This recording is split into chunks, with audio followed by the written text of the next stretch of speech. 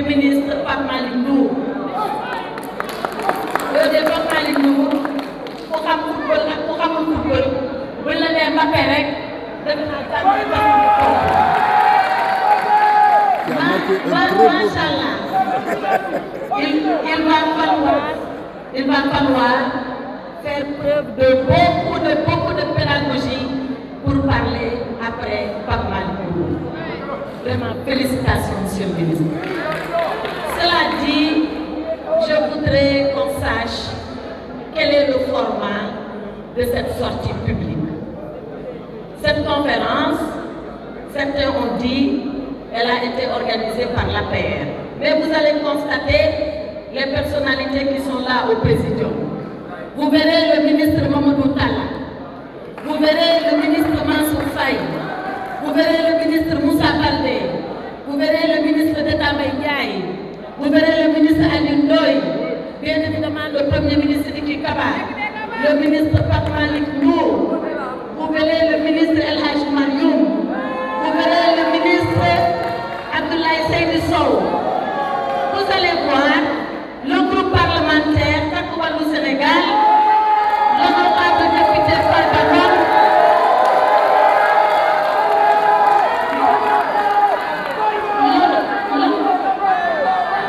ils ont pris en direct. L'honorable député Abdou Mbow.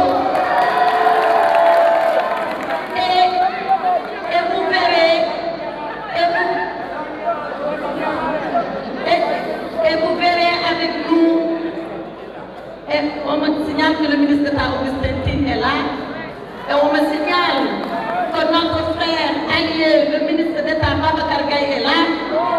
Donc en réalité, le ministre Wargom est là, donc le ministre Biram Faye est là. Qu'est-ce que cela veut dire? Cela veut dire que c'est l'ensemble du gouvernement de Macky Sall qui fait face à la presse. Oui, le commissaire Keïta qui est là, effectivement, notre allié également. Donc vous verrez que c'est l'ensemble du gouvernement du président Macky Sall qui est là. Que ce sont l'ensemble de ses alliés qui sont là. Et c'est tous les Sénégalais de bonne volonté qui sont soucieux de transparence, de clarté et de vérité qui sont là. Alors pourquoi nous sommes là? Parce que le gouvernement a commandité un audit des finances publiques à la Cour des comptes. Le rapport de la Cour des comptes, il est intitulé Audit sur la situation des finances publiques, la gestion de 2019 à 2024, c'est-à-dire toute la période du second et dernier quinquennat du président Macky Sall. Mais personne n'est contre que la Cour des comptes fasse cet exercice. Personne. Parce que nag bu ko kenn fàtte. Cour des comptes bu toogee ba agsi fi tey ba doon li mu doon am doole bu mu am sañ-sañ bu mu am président Macky Sall moo ko gën a samp dëgëral ko jox ko ay jumtuwaay ne ko ay te dara nga liggéey. Cette personne-là, c'est là quelque chose à cacher, c'est là quelque chose à faire qui n'est pas conforme avec les prescriptions édictées par la loi. Il n'allait pas mettre en place cet organe de contrôle des gestions successives de ces gouvernements successifs. Or, que nous dit ce rapport? Et notre excellent collègue Pape Malick Ndour l'a dit. Ce rapport, nous le rejetons 3 fois. 3 fois nous rejetons ce rapport. Nous le rejetons d'abord sur la forme, nous le rejetons sur le fond et nous le rejetons sur la finalité. Comme par hasard, c'est 3 F qui se suivent, la forme, le fond et la finalité. Sur la forme de ce rapport, Pape Malick Ndour l'a dit. Mais nous, on sait comment les études se passent. Pour auditer quelqu'un, on fait l'exercice. Une fois qu'on a fini, on dit à la personne auditée, voilà ce que j'ai trouvé. Qu'est-ce que tu en penses? Et la personne fait ses observations. Et une fois que la personne a fait ses observations, la Cour des comptes sort son rapport définitif. Dans cette affaire, jamais, au grand jamais, le ministre des Finances du gouvernement de Macky Sall, Amadou Ba, Abdoulaye Daouda Diallo et Yarhamou Moustapha Ba, que Allah l'accueille au paradis, jamais on a dit à l'un quelconque d'entre eux, qu'est-ce que vous pensez de cela? Personne. On a fait comme si l'interlocuteur de la Cour des comptes, c'est toujours les services du ministère des Finances avec les nouvelles autorités politiques. Pour y battre de la raie, on peut dire le moutilon. Donc, le principe du contradictoire a été violé et de façon flagrante par la Cour des comptes. Ce n'est pas ce qu'on peut appeler un audit. Toujours sur la forme. Moi, j'ai été étonnée parce que quand le rapport, on l'a eu, moi j'ai tiré un document physique. Vous ne verrez aucune signature dans ce rapport. Qui a signé ce rapport? Qui a fait ce rapport? On nous a dit la Cour des comptes, d'accord? On nous a dit la Chambre budgétaire administrative, d'accord? Mais qui là-bas? Qui? Il y a ici le nom du président. C'est là dans le rapport. Et le président, il s'appelle Barou. Mais Barou n'a jamais signé ce rapport. Il ne l'a jamais signé. Où est le rapport signé par Barou? On nous le donne. Au moins que ce rapport est un auteur. Mais là, il n'y a pas de fini de préparer. Ragal ko assumé. Ragal ko assumé. Man de ce qu'on est d'arrêt, il a signé. Ma xam ni lii man maa ko def lii moo tax ma def ko te ma signé ko ñëpp xam ni man la. Donc sur la forme, voilà les deux lacunes et graves lacunes de ce rapport. On ne sait pas qui a fait ce rapport, on ne sait pas qui l'a signé, qui revendique la paternité de ce rapport, paternité juridique, je veux dire, et on n'a pas respecté le principe du contradictoire. Si c'est ça on nous dit, il y a meilleur et il y a mieux que cela. Mais ce n'est pas seulement ça. Je vous avais dit qu'on rejette ce rapport sur la forme et qu'on va le rejeter aussi sur le fond. Sur le fond, la chose pour moi la plus grave, mais vraiment la plus grave, c'est que la Cour des comptes, elle vient auditer la gestion ou les gestions de 2019 à 2024. Mais qu'est-ce qu'elle audite, la Cour des comptes? Qu'est-ce qu'elle fait? Elle le dit elle-même, c'est à la page 8 de son rapport. La Cour des comptes dit, excusez-moi, je vais sortir la page 8. La Cour des comptes dit, objectif de l'audit. Qu'est-ce qu'elle veut faire? Elle dit, l'objectif général de l'audit est de s'assurer que le rapport produit par le gouvernement rend compte fidèlement de la situation budgétaire et financière de l'État de 2019 à 2024. Mais la Cour des comptes, de 2019 à 2023, mais elle a vu la situation budgétaire et financière de l'État elle-même. Donc elle est en train de faire un travail qu'elle a déjà fait dans le passé. Mais lu waral loolu lan moo xew ba muy dem di baamtuwaat liggéey boo xam ni moom defoon na ko ba arriver à des conclusions qui sont contraires. Personne ne comprend cela. Alors lu fi xew parce que le régime bi dafa changé. Et la Cour des comptes, en regardant les états financiers de 2019, 2020, 2021, 2022, 2023, la Cour des comptes a tout certifié.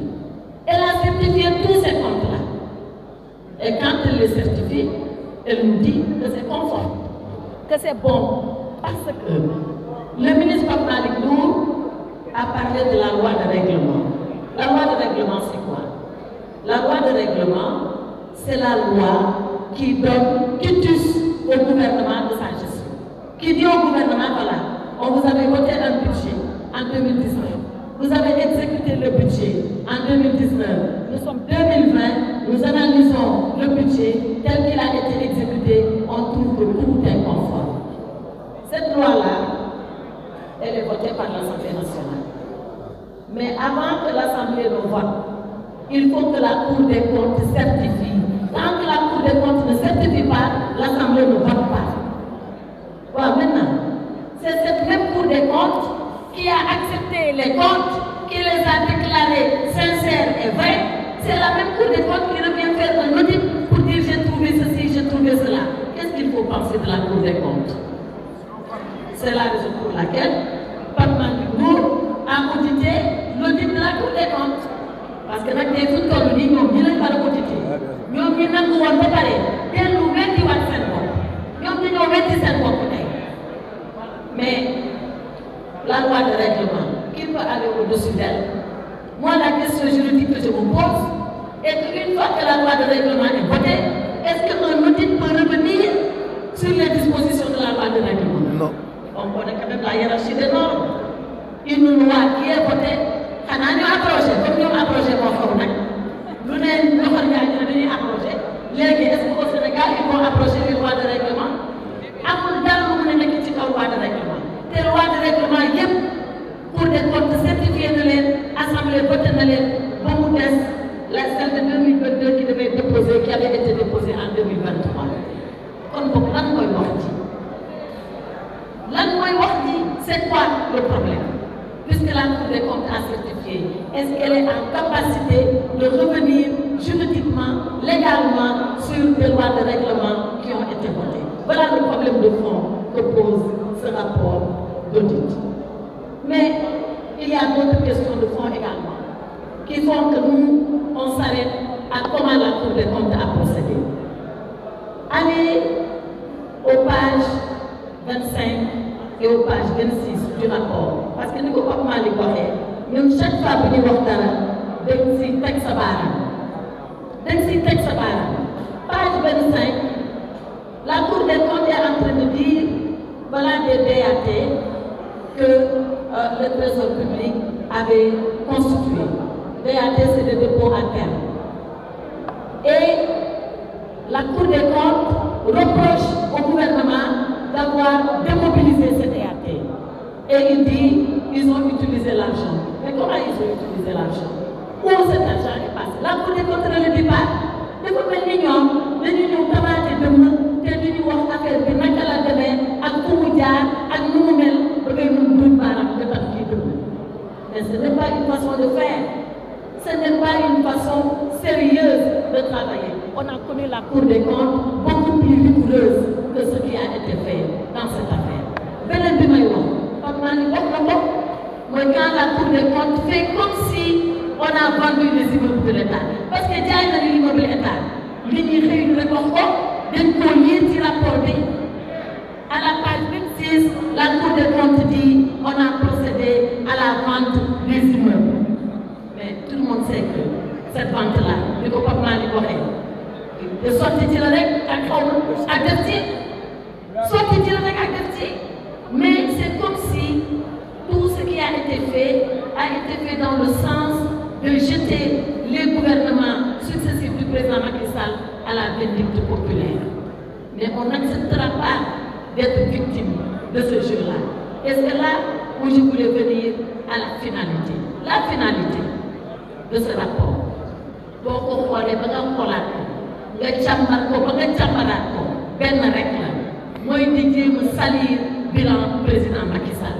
Bilan boobu nag ñun ñi toog fii yépp ñoo ànd ak moom liggéey ko te duñu nangu mukk kuy salir bilan boobu duñ ko nangu ndax ñoom lu ñuy bañ ñoom dinañ ko gis te di xëy suba di gis bilan président Macky Sall di xëy suba di gis li fi président Macky Sall defoon di xëy suba di dugg ci BRT di xëy suba di dugg ci TER di xëy suba di jaar autoroute di xëy suba di dem aéroport di xëy suba di xëy suba di xëy suba loolu la ñu bañ loolu la yàlla ko def nag te kenn mënu ci dara moo tax ñu ne kon nag léegi foo làmb daj président Macky Sall ci Sénégal foo làmb daj ko léegi dañuy fexe nag ba loolu daj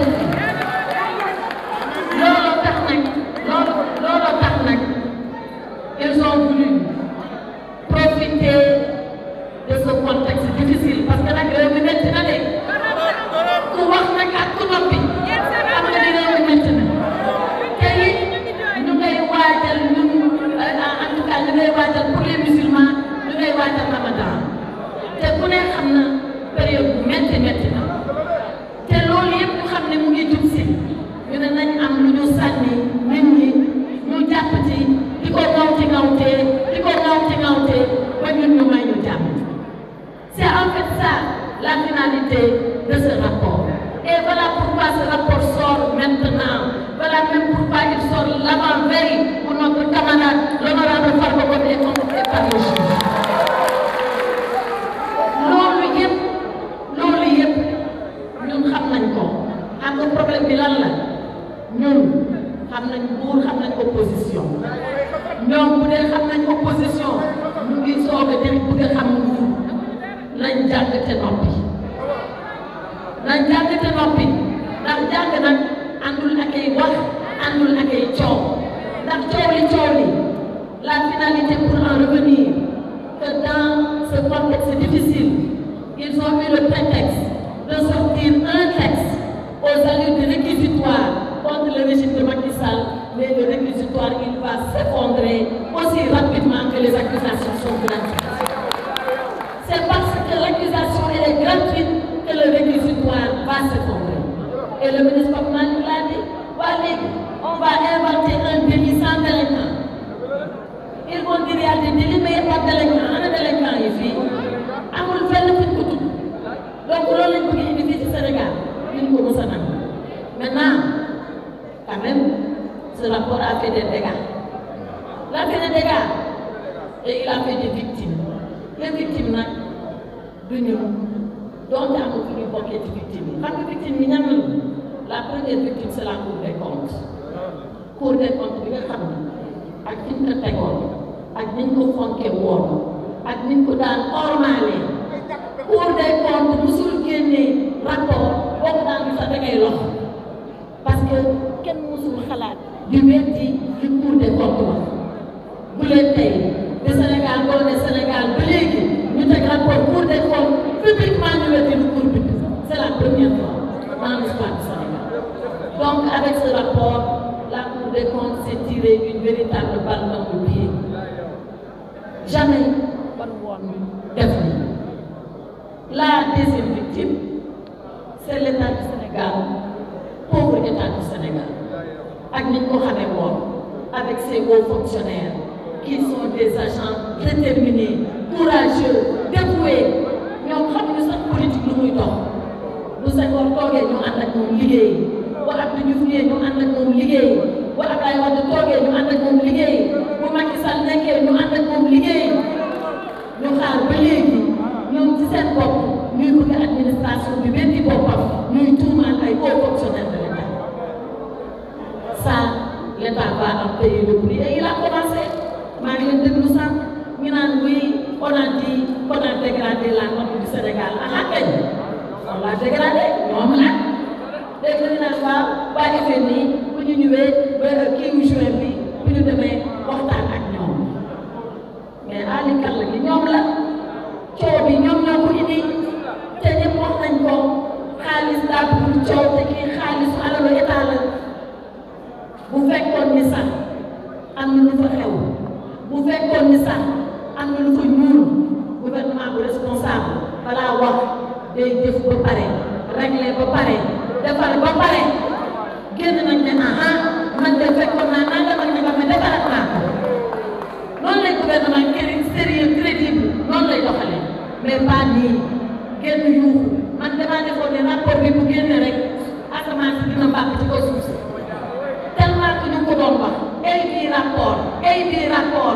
bii rapport ana mu zéro la montagne a accouché d'une petite fille. C'est ça avec ce rapport. Donc l'État va être victime en un certain sens. La troisième victime, qui est même la première victime, c'est le peuple sénégalais, pauvre peuple sénégalais, un peuple si digne, un peuple si courageux, un peuple qui s'est levé le matin du 24 mars, qui a dit moi, peuple du Sénégal, j'ai décidé de confier mon sort à ce régime. Et voilà à peine 10 mois où nous en sommes. 10 mois, voilà où est-ce que nous en sommes. Et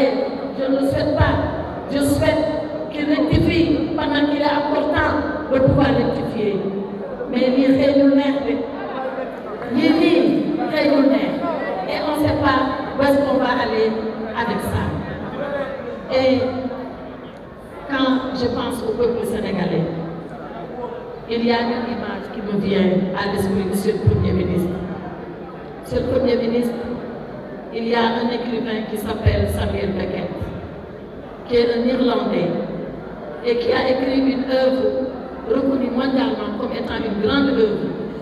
Ce livre-là s'appelle En attendant Godot.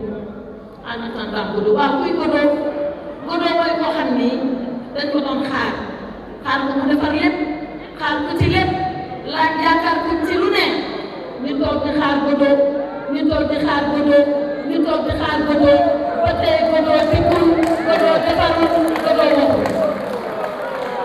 Donc ce gouvernement-là c'est en attendant Godot. C'est en attendant Godot. Le gouvernement en attendant Godot nag yàlla na ñu yàlla may xolu muñ. yàlla na ñu ko yàlla may de yàlla na ñu yàlla may xolu muñ ñu xam nag lii feem mu ngi fii ñoom ci nii rek la ñuy nekkee mais nag loolu yëpp bu amee dafa am loo xam ne nag luñ ko mus a nangu mooy président Macky Sall liggéey bu mucc ay bii qu'il fait ce bilan extraordinaire à la tête du Sénégal et nous sommes témoins nous qui étions avec lui tous les jours de la semaine, voir comment il a géré le destin de ce pays, voir comment, avec efficacité, avec son tempérament et sa qualité d'ingénieur. L'ingénieur, c'est celui qui cherche réponse à toutes les difficultés. L'ingénieur, c'est celui qui apporte la solution à tous les problèmes. Et Macky Sall est un ingénieur à la tête du Sénégal. Loolu nag lañ bëgg nag mu dem fii te du fi mës a dem lii mu def dafa dugg taarixu Sénégal kenn mënu koo génne j'avais dit à Podor quand le président Macky Sall était venu à l'époque lancer encore ces grands travaux de désenclavement de l'État. Je lui ai dit, Monsieur le Président, vous êtes l'homme à la parole rare et aux actes incontestables. Vous êtes l'homme à la parole rare et aux actes incontestables. Macky Sall restera cet homme à la parole rare. Pour ko xaar ci wax di nga xàtte parce que le monsieur Tom. Mais c'est l'homme aux actes incontestables. Moo tax ma ni chaque matin du monde, ils verront le BRT, ils verront le TER, ils verront l'aéroport, ils verront les autoroutes à péage, ils verront les autoroutes. Chaque matin du monde, ils verront Macky Sall, ils rencontreront Macky Sall. Et ce n'est pas des rapports, ils vont remettre cela en cause. da nga am problème ci sa biir néegu sëy moo xam kattan bu néew la wala manqué man yu wala sax jafe-jafe yi gaaw a daanu seen gam kattan nag dafa ñëw pour saafara leen bépp tawat bu nga di jàkkoonteel ci seen néegu sëy ku bëgg ci gam kattan boobu da ngay woote ci 77 490 09 20 ak seen gam kattan jàngoro yi sëy dafa jeex tàkk ci même réew.